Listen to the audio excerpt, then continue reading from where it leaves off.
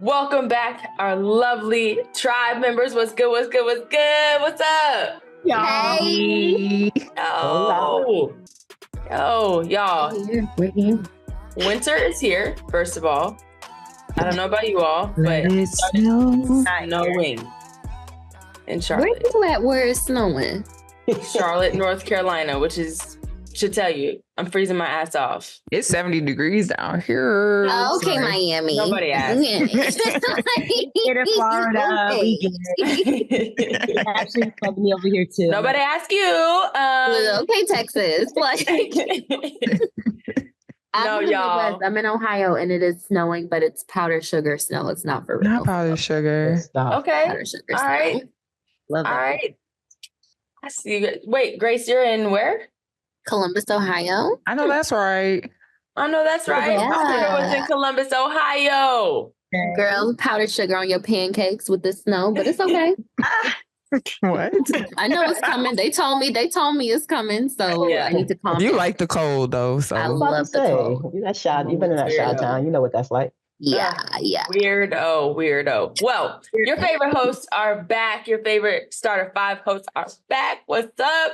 Shout out to everyone that was on our first ever Tribe Appreciation Call. Clap it up for yourselves in your car, on the treadmill right now. Snap, snap. Don't lose your footing though, okay? But we really appreciate y'all. I'm just kidding. We really appreciate y'all for showing up and showing out for us. It was such a special group. Everybody who was there was meant to be there. Our cups were filled afterwards of just between receiving words of affirmation, receiving feedback, episode topics that our tribe wants to hear. It was just so dope. I don't know what y'all thought about it, but it was dope to me. You got to do it again. It was. We need to do it again. And bigger next time. Without further ado, we will introduce ourselves, and then we have something, and I always say this, but I feel like every episode is special. We have something special in store for y'all. So we'll quickly go around. We'll go Pop, CP, Crystal. Hey y'all, I went too fast. Hey y'all, Crystal. It's me. Hey, y'all. Y'all know who it is, the goofy one. It's great. I love it. How y'all doing? I love it. This is Kayla. Whoop, whoop. Cool. Thanks, Kayla. Whoop, whoop. Appreciate it. Appreciate y'all. We're so excited. We're diving into a powerful theme today, but it is also a special episode for a specific reason. This season. Yes. So it is the last episode of our season 5. So we're going, oh, that's right. That's right. So we're going out with a bang. We're finishing our theme for the year of 1% growth and in our 30s discussion. And it has been such a good season and learning and growing within this theme. Because we've all said this multiple times throughout this year, but the theme of in our 30s and 1% better has just been something that I think about almost daily. And it's really helped me push through some really hard days. But this episode, I'm going to let Sable explain it and set it up and all that. But I just want to say too, we're preparing for 2025, and I'm just so excited for this episode and how it can prepare us for our next level within StartHERfive, our next level within our life, all that good stuff. So I'm just excited, but thank y'all for being here for season 5. And I'm just so excited to keep watching us grow and all that good stuff. I can't believe, but I also can't believe it's been 5 seasons and we are still going. So shout out to us. Shout out to us for real. Shout out to us. We are diving into the powerful theme of self-advocacy in our 30s. But this is essentially about knowing our worth, speaking up for ourselves, but also creating the lives that we deserve. And I feel like I have just been witnessing everyone, including myself and you all, receiving the life that we deserve, whether it is receiving literally things that we are manifesting, which I have a huge smile on my face about, but also just seeing us glow the hell up, like just be on our shit and just glow up. So I don't know. It gives me a lot of joy just thinking about that. But I think as we continue to mature and as we continue to experience life, we are going to need to continue to advocate for ourselves. We've gone through things that have definitely brought us to points where we have to advocate for ourselves in ways that we never have before. And so today we have a special guest that I feel can teach us all about self-confidence, self-advocacy, and really understanding all of the things that we just talked about and bringing season 5 home. Y'all help me welcome Yashica B. Martin. Woo, woo, woo, woo, woo. You need some like New York music. Sound She sounds like an awesome person. I can't wait till she pop on here, boy. So I got mad questions I want to ask. Boy, I can't wait till she pop on. Okay. If y'all can't already tell, I don't need to tell you where Yashica is from. She just used, I got mad questions. New York, okay? Long Island, to be specific. But Yashica B. Martin is the founder of YBM Coaching, but also most importantly, she's an expert on empowerment and self-development. She's a dynamic leader, a great friend to many of us, who helps people reclaim their power, advocate for themselves, and confidently take control of their lives and their careers. I have personally witnessed her work, and it has inspired countless of individuals, professionals, women, men, you name it, set boundaries, communicate their needs. I've seen it personally working with Yashica and just being able to inspire and influence others to just walk in their best life and walk in their best light. So without further ado, please help me welcome the Yashica B. Martin. What's up? What's up, girl? Here. What's up? Hello, StartHERfive. Thank you guys for having me here. I want to say what's up to the tribe out there. Thank you for tuning in and the support that you give these young women.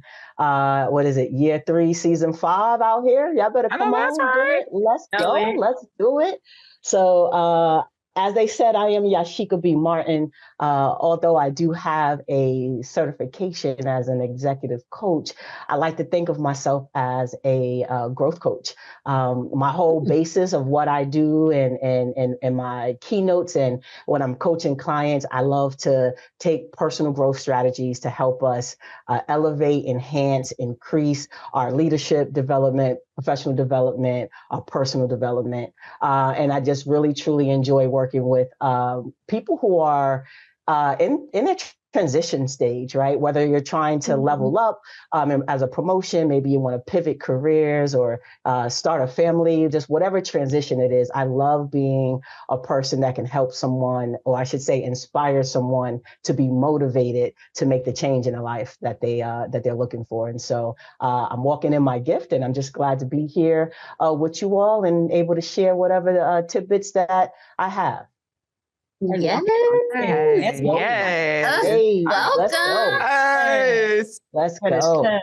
We need sound effects next season. I'm just saying. Yeah. Us doing it ourselves is not hitting as much. Y'all can get some pots and pans or something. And no, you're right. Everybody we could get a tambourine. Not a tambourine. Now we at church. I know, right? Look, Yashica, take us on.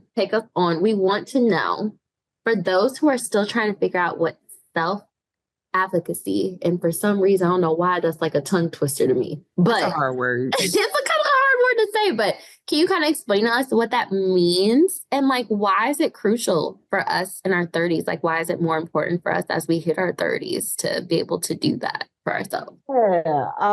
Well, the idea about why it's important for you to know in your 30s, I would say that traditionally speaking, folks who are entering into their 30s, you all have been either working in a career or working toward a career for about 7 to 10 years now. And at this point, you all are over entry level. You all are over the idea of like, I got to pay my dues and earn my stripes to be able to go. Most people in their 30s are ready for transition. Again, whether that's moving up, whether that's moving out, whether that's pivoting, whether that's changes in your own personal life. But in addition to that, you all have also spent 7 to 10 years watching your peers and or your seniors be disgruntled, be despondent, be apathetic to this whole idea of I should be better than where I am right now, right? I should be in a better place than where I am right now. And I remember you all did a topic. I think in the beginning, like balancing expectations in our 30s.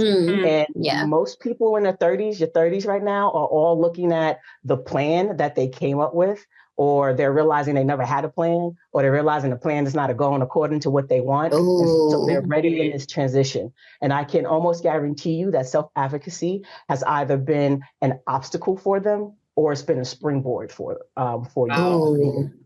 That's what makes it important.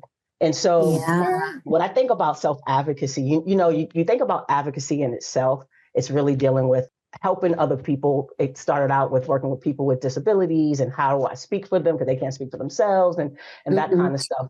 But self-advocacy, getting into that personal growth stage, I believe is connected to our self-awareness. You have internal self-awareness and you have external self-awareness, right? Our internal self-awareness, how well you know yourself, and our external self-awareness is really about how well you understand how other people see you. All right. So a lot of people think it's about what others think of you, but it's how well you understand how other people see you. And so those things are important because when we're advocation is simply about communication. And when you understand who you are and what you need, and when you understand how others perceive you, that's going to impact how you advocate, whether or not you advocate, and how people will respond to you in that. And so I think often the pitfall is that most people will misconstrue speaking up as advocacy. When speaking up is really just talking about what your preferences are, right? If I go hang out with Sable and every day, like I hang out with her, she makes us breakfast and she always put cheese in in her eggs, right? If I don't want cheese in my eggs, but every time I just take it, at some point I got to speak up and be like, hey, Sable, you know what? I don't want no more cheese in my eggs, huh? Like, stop, right? That's not really advocacy. That's just me speaking up. Advocacy has to deal with self-reflection and planning. All right. That's what advocacy is, self-reflection and planning. It's you knowing and understanding what you need, how this need is, or a lack of this need is impacting you. You have to come up with some type of a solution that you think can help this need. And then you have to communicate that to others and talk to them about how they can support you. That's what self-advocacy is. That's what advocacy is in general. And so once you kind of get that idea, right, it's this, how is the situation impacting me? And here's what I think can solve this situation. And most people miss that part, that you're supposed to also have some kind of idea of what type of support you need. So that's my idea of self-advocacy and why you all may want to start that in your 30s. I can't wait for this episode to drop because I'm going to have to listen back to that slowly. Yeah, me too. Oh, because when you said like there's a difference between being able to like advocate for yourself versus like speaking up, like how those are two different things. I think I've gotten it twisted for 30 years. But today I got right. 30 years. For 30 years, I think I got it twisted. But you know what? God is good. Today. But on today. On today, I was the last month of the year. I got when I realized the difference. So thank you for that. Because I definitely thought it was pretty much growth, the same. right? Amen. You are already better right now than you were 5 minutes ago. Oh, there she go. Again. I know that's right. There she go. Y'all gonna be dropping the mic the whole episode because that was crazy. But I also appreciate the example you use, though, because I think sometimes we hear definitions and it's easy to hear words, but having a real life example of what it could look like I like the very simple of cheese on my eggs. Do not tell me I don't want them on. Like, that was a really good example. Yeah. Thank you. I really love the internal awareness versus external awareness. Like, of course, we've all heard of emotional intelligence, but I think that's a very simple yet practical way to think about it in understanding the difference and how that flows. And I've never thought about it like that. So I love that, Jim. I love that, Jim. What's up? I love that too. And just to add on to that, it's like this speaking up for yourself. I feel like that can be so hard. And I, like Grace said, like I often thought of that as a self-advocacy, but I'm a planner. So the thought of having a plan with it, like, no, this is what I need. Here's the plan. Here's how I'm going to attack it. Here's the things I need, like outline that for me, that would help me flesh it out for myself. And then I think sometimes when you practice, like just saying what you need, or like with the egg example, that only makes you stronger for the advocacy piece, I would guess.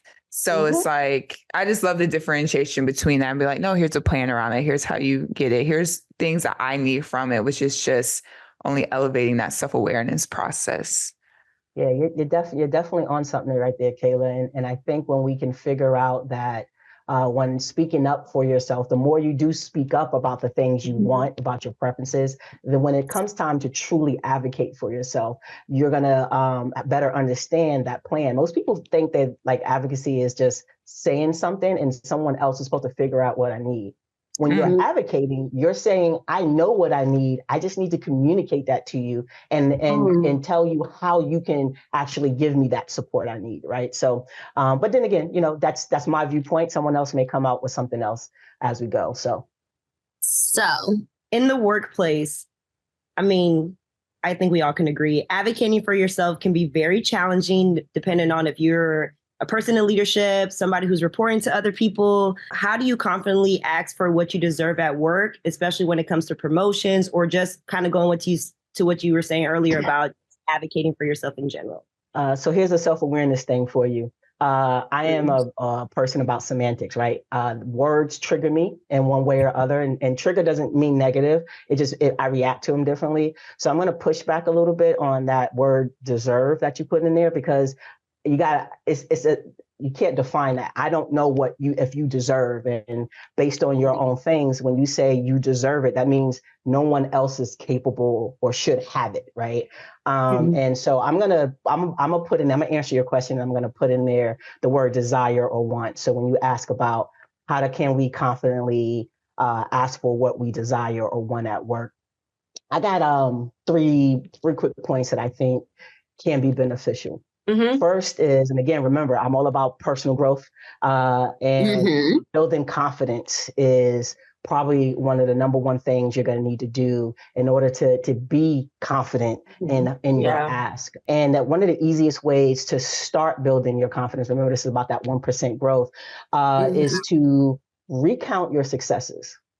And when we understand that our successes or success builds confidence, and when we build our confidence, we are now more willing to take risk. And I don't mean risk like losing our jobs. I mean risk as in, hey, I never chaired a committee before. You know what? Today I'm gonna raise my hand. I never led a project before. You know what? Today I'm gonna raise my hand.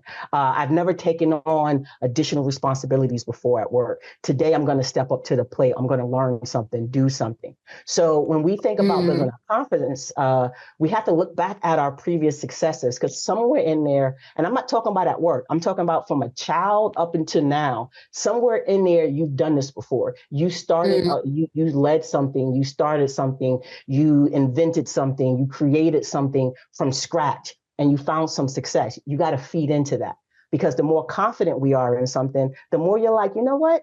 I've done that before. I'm going to jump into this thing over here and do it. So building your confidence is going to be great, and start small. Don't worry about the type of success. Don't worry about if it was the full success, but just look at your successes, build your confidence, and you'll be willing to take greater risk in asking for those things that you want that's going to help you move forward. The second thing, really simply, is ask. We do so much planning, right? We do so much. Okay, you know what? I'm going to talk to my boss on Wednesday. But on Monday, you were in the elevator with your boss, and your boss may have opened the door for you to ask the thing you planned on asking on Wednesday. Are you going to overlook that? Are you going to wait 2 days to get to your thing? Yes. Absolutely. Yes. Not Wednesday yet. Yeah. Not ready. A quick story for you guys. This is just a real basic level about asking at work. So I was at a job, and I was on a job for about 2 weeks, right? And when I got there, they were like, when you need office supplies, whatever, you go into the book, you write it, and then like magically it appeared the next week. And you're just like, oh, all right, cool. So I'm there for about 2 weeks, and I'm in my office. I sit in this chair, and I'm like, yo, this chair is the riggedy raggediest thing that I've ever sat on. It's making noise. It's shifting. I feel like I'm about to fall. It's like, it looks like it's from the 80s. It got, holes in it, whatever. So I'm like, I don't think I can go ahead and put this chair on this list. So I'm gonna go talk to my boss. So I go into my boss's office and I say hello, and then I do a little bit of small talk. And before I leave, I go, by the way, I actually came in here because my chair is trash, and I was wondering how I get a new one. That's literally how I said it. But, I had a relationship with my boss. And I was like, can I get a new one? And my boss said, yeah, go ahead, find what you want, and then go ahead and put it on the list. And then magically it appeared the next week, I have me a new chair. That day I have a chair. I got coworkers who are like walking back and forth past my office. They're like poking their head in, they talking. These people have never done this in the 2 weeks that I was there. So finally, about 3 of them come in and they're like, hey, so you got a new chair? And I'm like, yeah, you like it? See, it's all nice and puffy, da da da da. And so here's what they go. They look at me, they go, well, how did you get a new chair? And I said, I don't understand the question. And it was like, well, how did you get a new chair? I've been here 5 years, 7 years, 10 years, and I still got the same old chair. It hurts my back, and they're going through all this stuff. And they were like, so you only been here 2 weeks. How did you get a new chair?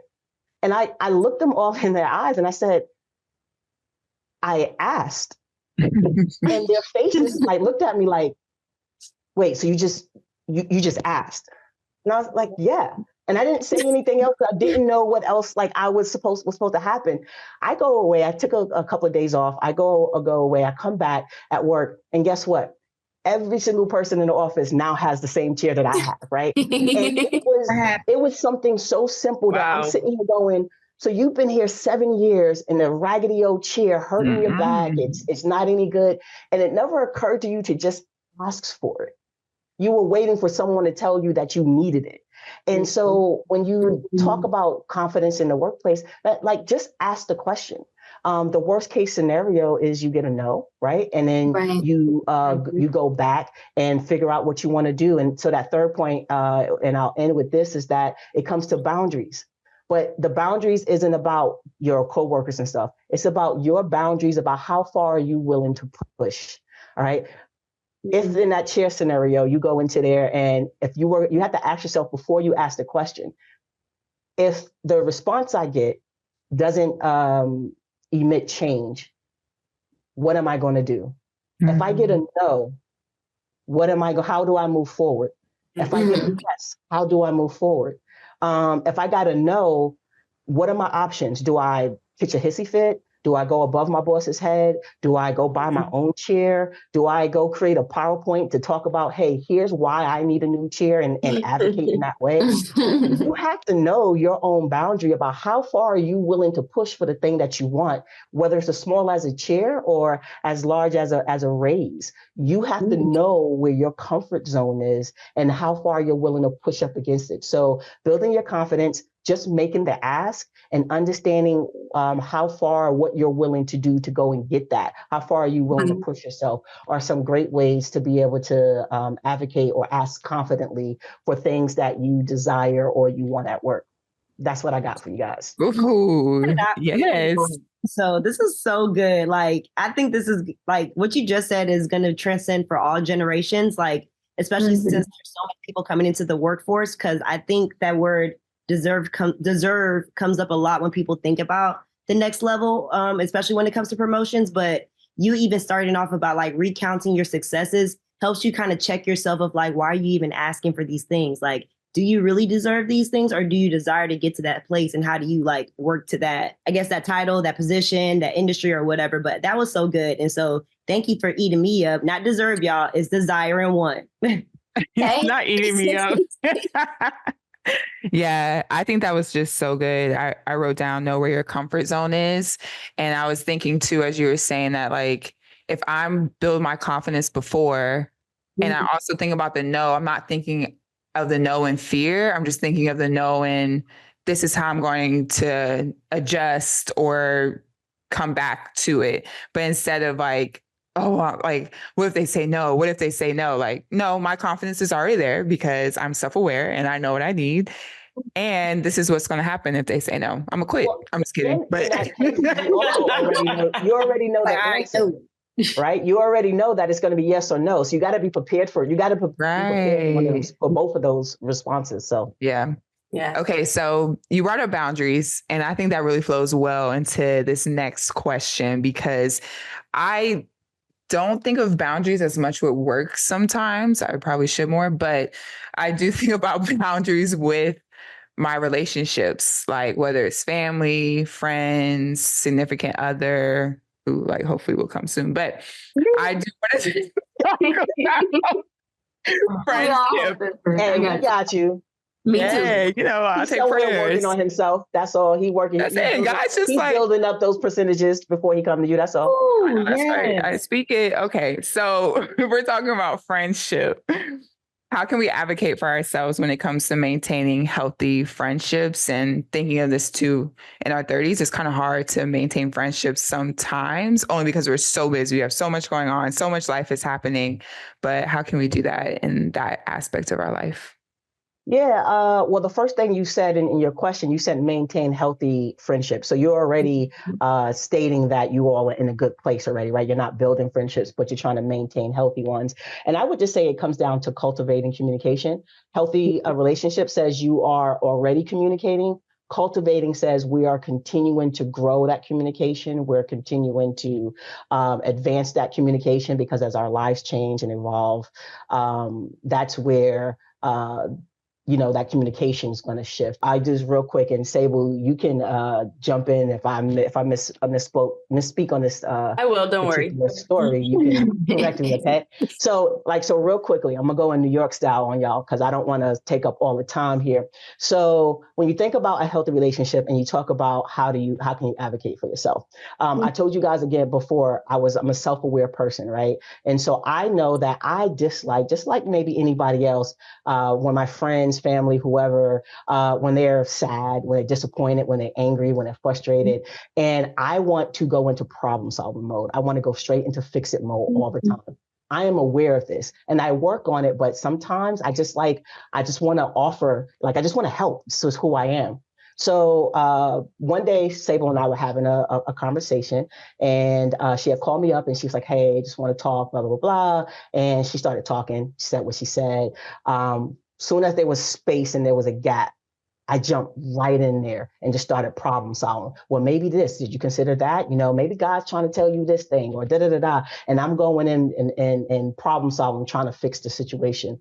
And we continued our conversation for about another maybe 10 or 15 minutes. And then, we got off the phone, so whatever. So about 30 minutes passed and my spirit, it doesn't feel right. And I'm like, something about that conversation is eating at me. And I recognized it was Sable's energy toward the end of our phone call. And I was like, something went in. So here's where this advocacy piece comes in. So first of all, again, being self-aware, I didn't think about, well, what was wrong with Sable? I went, what part did you play in this, Yashica?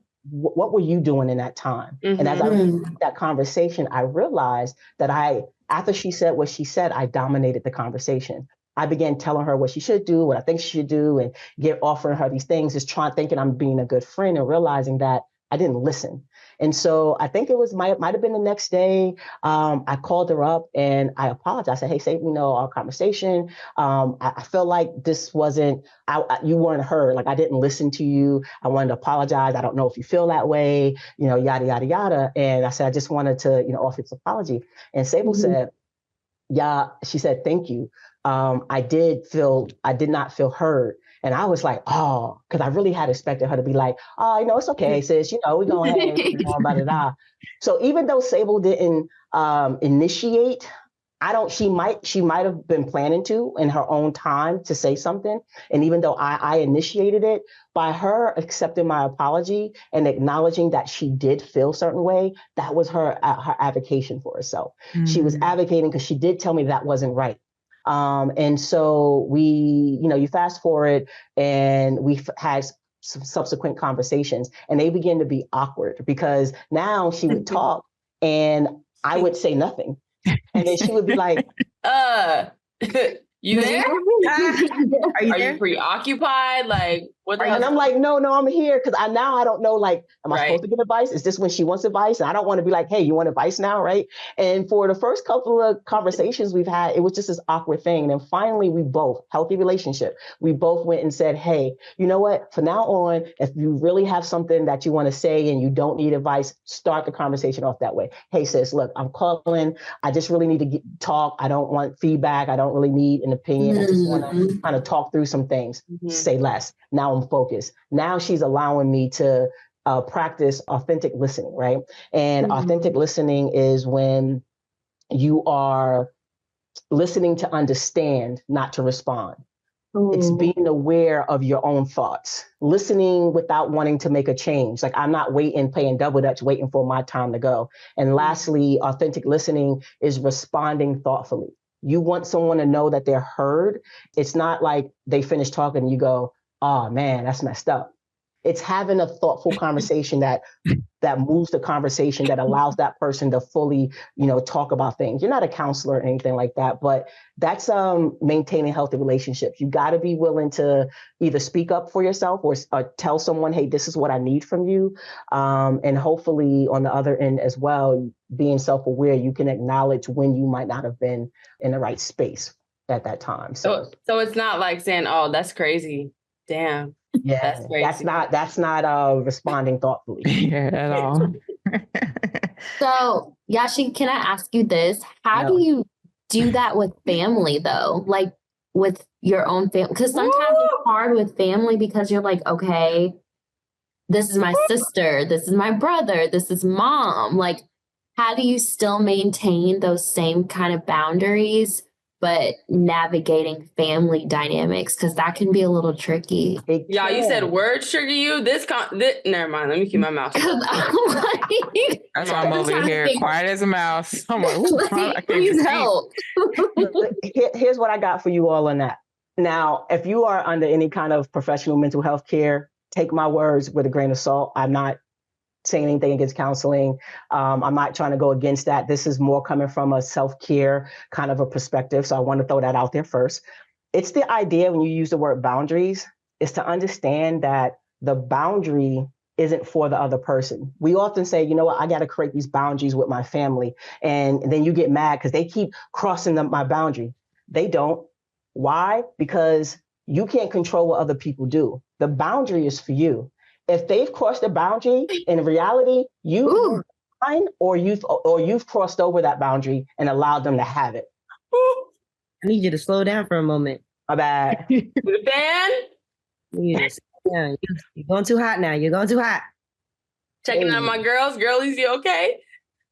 Girl, it's hitting. Keep going, please. Sorry. Keep going. No, but that's really the place. And so, a quick example for myself, my mom used to call me all the time, and she would call with all this, stuff from home.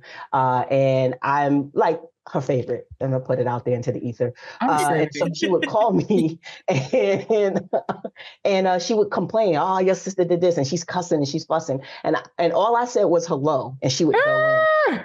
And I realized that this would cause a visceral reaction. When I realized that when I saw my mom's name or my sibling's name come across my phone, and I viscerally would have angst because I didn't know if something was wrong, I realized hey, Yashica, this has got to stop. Y'all, I'm telling you all, I didn't execute my boundaries until about age, and for y'all who don't know, I am well over 30, but till about... You look great. I appreciate that. I see that gray popping, right? I was about 41 when I finally executed it. I knew what my boundary was. I knew what should have been in place. Again, advocacy, right? I didn't ask for it. I didn't place that in. And so just to wrap that up in a bow here, what ended up happening is one day I called my mom and I said, hey, this can't go on. All right.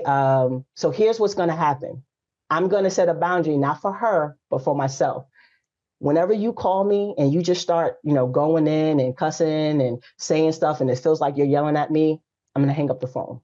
As soon as you go in and call me and you don't say hello and just ask me how I'm doing, but get what you need off your chest and you dump all that on me, I'm going to hang up the phone. And so what that looked like was she would call, and as soon as I pick up, hey, Ma, she would just, your sister, she would go in, and I would go, hey, whenever she heard me call her woman, she knew I was getting pissed. So I'd be like, Ma, woman, listen. And I said, hey, I love you so much, but I'm going to hang up the phone now. You want to talk about this? You can call me later if you want to. But right now, I'm going to hang up the phone. And then she would be like, she would remember. I didn't re-explain anything. I didn't go back and say, hey, remember when I said this? And she started apologizing. Hey, I'm sorry. I know you don't want me to call you. I said, Ma, thank you so much for apologizing. I do love you, but I am going to hang up. All right. Call me later. I'll answer the phone. Love you so much. And she might still be talking. And this is how old I am. I hang up. Push buttons. The wrist turn. Yeah, the wrist turn, y'all. She said, I got to hang up the phone. Where did you do that at? For those out there who are watching, I hung up. But what that did, and I had to consistently do that for my own peace. Yeah. And what that did is eventually she realized, like, oh, so you're not playing. Those weren't just words. And then over time, she began to wait till she calmed down before she called me. She began to call and just say, hey, baby girl, I'm just calling to say hi. I don't want to, nothing else. I don't need nothing, everything not okay, but I don't even want to talk about it. Like, that's great, Mom. We would talk a little bit and we hang up. So I remember that the boundary was my boundary, because I can't control when she decides she wants to pick up the phone. I can only control my attitude and my actions, right? So that's one of the things that I would offer to you in that question, Grace, is when you're dealing with family, it's not about, your boundaries you need to set up. It's about, when are you willing to execute them? And when it's not executed, it's not on them, it's on you. You've allowed it to happen. You have to continue to, and that's a form of self-advocacy. That's me. That was a way of saying, hey, here's how this is impacting me. Here's what I need. And here's how you can support me. And I've communicated that to her. And then I followed through with that. And I'm going to leave it at that, because I know that I've never had counseling before. And if anybody has anything else to add to that concept, please jump in on that. The only other thing I've heard about that is just like, you want to set boundaries to maintain the relationship. I don't know if you said exactly that, but it's for you, but it's also to maintain. Like, if you're going to the extent of setting boundaries, that means you want that relationship to continue on. Because if you didn't, you would just end the relationship, whatever it is, or cut that person off, which isn't necessarily healthy either. But I really appreciate everything that you said there. I agree. And my therapist said almost the same exact thing. So, you're not licensed, but you're in alignment. So cheers to you. Very good. At least to one or two therapists.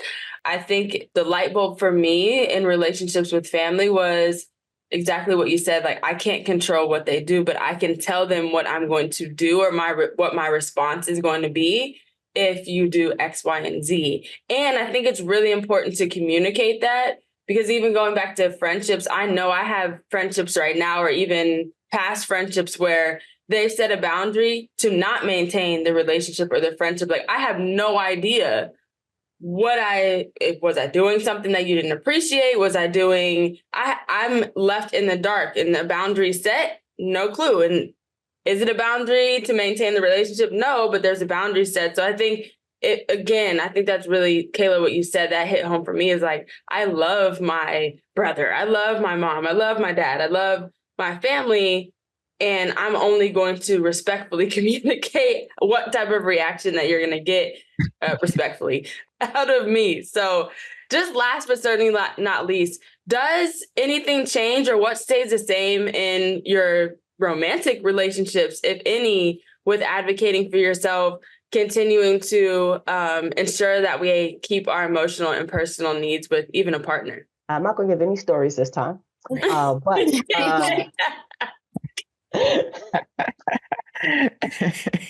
here are 3 things that I think is important. All right. So number 1, we all need to learn to expand our emotional vocabulary. So I want everybody out there, you've probably done this before, just Google the word emotional will. Pick a picture. I don't care which one you pick. They just about all the same. Pick one and go for it. You and your partner, I believe, should both look at this. Do you need to memorize it? No. But you would need to understand the vastness of emotions. And so when you say something like, I'm sad, well, what does sad mean? Sad can be vulnerable. Sad can be depression. Sad can be lonely or being isolated, right? So when you are able to expand your emotional vocabulary, it makes conversations deeper, and you can have a better understanding, especially if both parties are aware of these words and how to articulate that.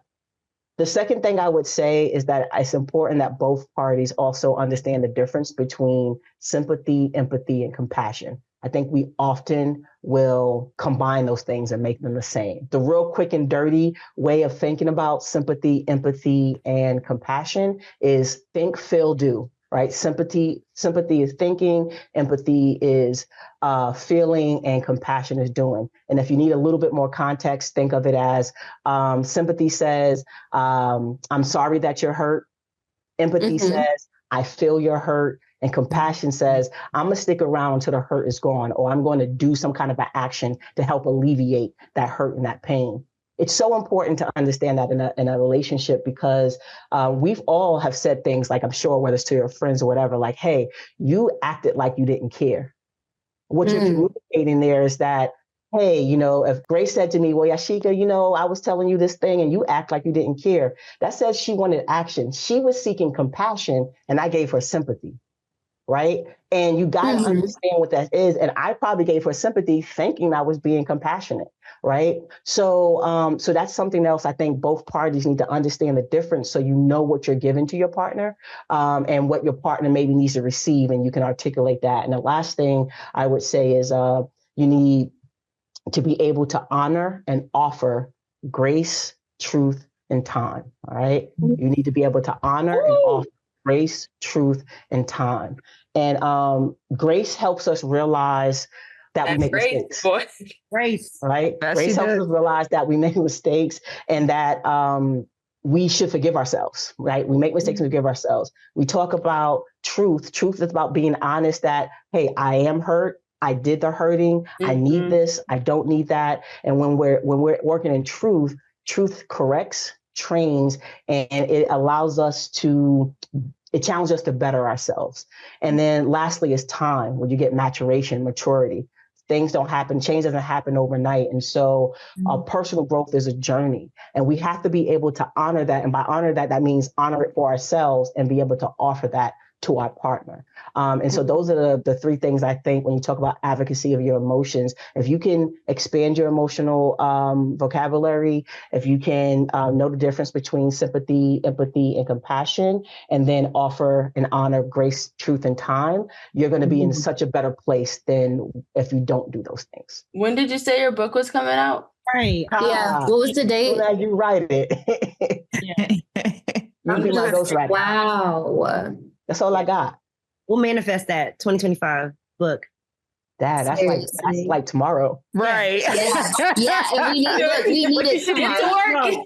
No, go back, listen to this episode, and just go ahead and manuscript. There you go. AI. Make AI turn your words into pages. ChatGPT this whole ChatGPT. I don't want this conversation to end, but I know it has to come to a close. So, Yashica, you came up with so many gems. You dropped so much knowledge on this call already, but something that we've been doing for a lot of our episodes is leaving our tribe with some practical tips.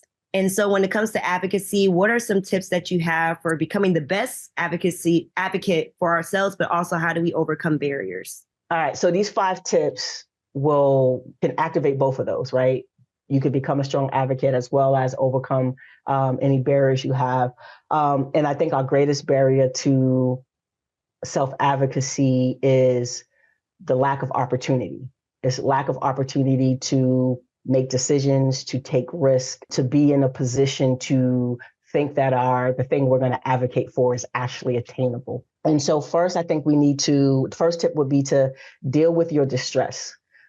This is something that I heard in like a sermon, is that we often focus on our problems instead of our purpose. And so when you can deal with your distress, which the distress is just like the angst you have over asking your boss that question, right? The idea of when you're with your partner and they say, hey, I need to talk to you later. And you're like, oh my gosh, what's going on? Da, da, da, da. you can't make good decisions when you're in distress. You're going to more often make poor decisions. But when you can calm yourself down, take a walk, take a deep breath, deal with that distress, then you're in a better position to make better decisions more often than not. Number two, I talked about this before, we get back into expanding your emotional vocabulary. And the reason why it's important is because when you understand that your circumstances trigger your thoughts, that creates feelings, which then leads to actions that causes results. So ultimately, your feelings is the thing that we act on. So when you can expand your emotion vocabulary, that self-awareness, that self-growth is the thing that when you understand what your emotions is, you can better regulate yourself. When we understand that emotions is not about suppression, it's about regulation, we end up having more positive results sometimes. Okay. So that's another thing. Number three, I would say it's a mind shift. And this is where personal growth and self-awareness come in. If you notice, probably every answer I gave, there was some piece of self-awareness. That's that 1% growth. You have to work on your self-awareness and understanding that negative thoughts, there's no permanent way to get rid of negative thoughts or stop self-doubt or whatever those, non-positive things that may occur. They will always happen, but we are in charge of how long we stay in those spaces. And so the more you know yourself, the more you know when it's like, oh, I better reach out to someone. Oh, I need to pray today. Oh, I need to stop doing something, because you're aware of the emotional or the visceral reaction you're getting ready to have. 4, we talked about it before, was building confidence. All these things can help you out when you build your confidence. And remember, recount your successes increases your confidence, which then pushes you to taking more risks. And the 5th tip I would give you all is to follow me on Instagram at YBM Coaching, where on Mondays I give you Monday affirmations. And if you follow me on Facebook as well, at YBM Coaching Services, that's SCVS, I will drop, they call Quick Win Wednesdays, and all these things you've heard me talk about today, I drop in about a minute, sometimes up to 2-minute little segments that give you some quick strategies that you can apply to help you create the life that you're wanting, or as you all say, the life you deserve. But all those things can help you get that 1% as you go into 2005. So go check those things out. I haven't posted since November. I will start again in the new year, but there's plenty of information for you to look at from there. And that's all I got for you. Can I drop the mic now? Yes. In there. Y'all heard that, follow? Yes. Shameless plug. Y'all, thank you for dropping the mic and for those 5 tips. I don't know why I just grabbed, I'm a note card person, but I needed a whole entire page for this episode. So I'm going to have to go at Kayla, fix your face. I'm going to have to go back. I'm going to have to go back and listen and just take more notes. This was so good. And I love your 5 tips. 1, deal with your distress. 2, expand your emotional vocabulary. 3, make sure you have that mind shift, personal growth, and self-awareness. 4, confidence. And 5, follow her on Instagram. Can you drop the @ one more time so people can? Instagram is at YBM Coaching, and Facebook is at YBM Coaching SCVS, YBM Coaching Services. CVS. So Facebook, Instagram. I'm loving it. I don't know about y'all, but I learned so much. I just have so many notes just from the relationship standpoint, specifically grace and truth. Definitely hit home for me and how important that is. And just making sure obstacles versus a springboard, internal awareness versus external awareness, self-advocacy equals self-awareness in the planning piece. I think that is huge, of being intentional about what you're trying to advocate for, what you desire versus what you deserve. And there's just a number of hot takes in this that I hope our tribe is thinking about how to approach different things. And I love the emotions, actions, and then results piece. And I think it starts with our mindset. And you talked a lot about that today. So without further ado, what resonated with y'all? Final reflections after this episode? I got a bunch of notes. I'm fired up. Drop some gems. Listen. You dropped too many. You're everything. Was too good. My bad. Good. Don't apologize. Look, maybe don't be episode. sorry. Don't ever apologize. Thank you. Don't ever apologize for getting us right. So the book, when do you say the book's coming? Okay. Apparently, Sable is going to ghostwrite this thing in 2028. I'll invoice you. Okay. Okay. Invoice. I know. It is a business. It is a business. Great. Love you. It is a business. Thank you guys so much for having me. I've been a fan since day 3, and I heard by late. But I've enjoyed from the times I used to text Sable and Kayla the jokes I had about you all. I remember that. Man, y'all used to. The term I would use with Sable was, man, they used to slurp each other all the time. None of them take a compliment and keep it. They always got to pass it to the next person, and I always to fuss with them about that. But I just love the way you guys have transcended and you've grown and you've constantly are evolving what this StartHERfive is and how you're bringing folks in and even adding the gentlemen in, this season. So I look forward to seeing what season 6 does and what y'all going to do next. Now, I did hear y'all talk about St. Lucia in one episode. So get me started. Y'all talked about that in one episode. Y'all said about, y'all trying to go international, at least what Kayla said. Hey, look, it's in the works if you know me. Listen, but I wish you guys and continued success as you all move forward. Thank you. Well, guys, I encourage all of our listeners. I know that you guys are going to be getting some good gems out of here, but we want to encourage you all to try one strategy this week for self-advocacy, whether it's in your relationships, your friendships, at work. We really want you guys to at least try something to be able to advocate for yourself this week. So we encourage you all to do that because I know I get it now. There's a difference. Speaking of advocate, look, I got it. I was 10 years old when I got it. So and if you guys are just like me and just now realizing what that means, definitely want to encourage you guys to try at least taking 1%, one step this week to being better at doing that for yourself. So yes. And thank y'all for joining us for this empowering conversation. Until next time, tribe, take care and advocate for yourself because you deserve it. Bye. Bye.